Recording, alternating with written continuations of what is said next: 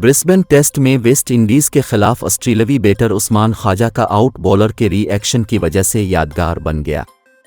Australia के खिलाफ अपने डेब्यू टेस्ट मैच में पहली विकेट लेने पर वेस्ट इंडीज के बॉलर केविन सिंक्लेयर ने मुनफरिद अंदाज में जश्न मनाया। वेस्ट इंडीज की जानिब से पहला टेस्ट खेलने वाले केविन सिंक्लेयर की गेंद पर उस्मान ख्वाजा कैच आउट हुए। पहली टेस्ट विकेट लेने पर केविन की खुशी मनाने का अंदाज सोशल मीडिया पर वायरल हो गया। इन दिनों West Indies cricket team Australia के दौरे पर है।